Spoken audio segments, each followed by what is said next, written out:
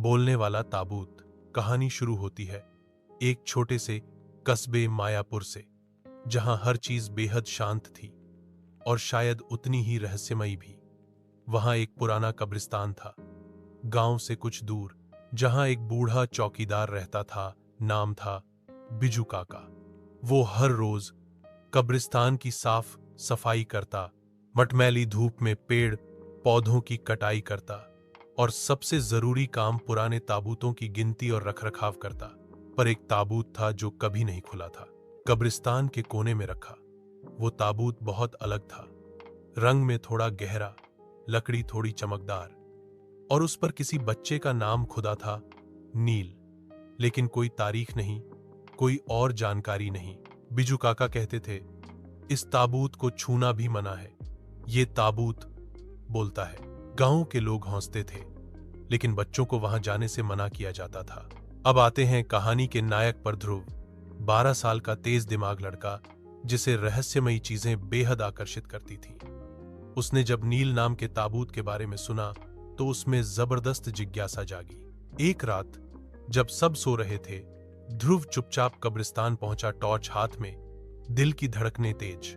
वो सीधे उस कोने की ओर गया जहां ताबूत रखा था।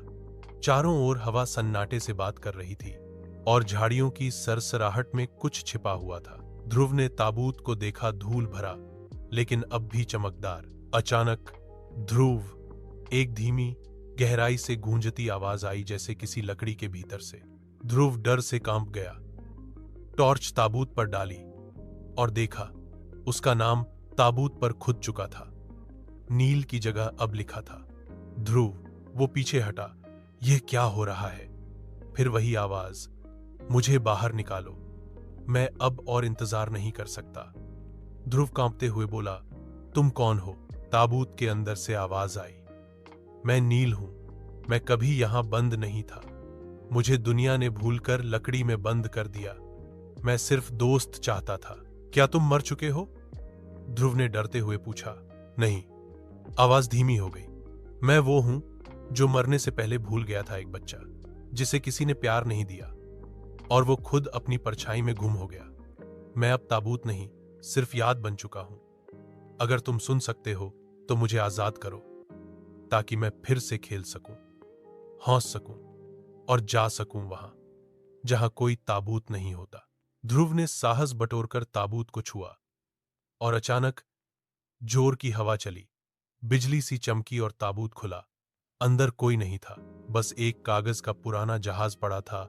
उस पर लिखा था, मुझे याद रखने के लिए शुक्रिया, अब मैं सिर्फ डर नहीं, कहानी बन गया हूं। अगली सुबह जब बिजू काका पहुंचे, वो ताबूत गायब था और ध्रुव ने वो कागज का जहाज अपने कमरे की मेज पर रख लिया।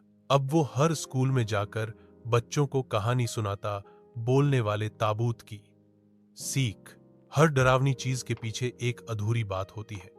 कुछ ताबूत सच में बोलते हैं, पर डर से नहीं, अकेलेपन से।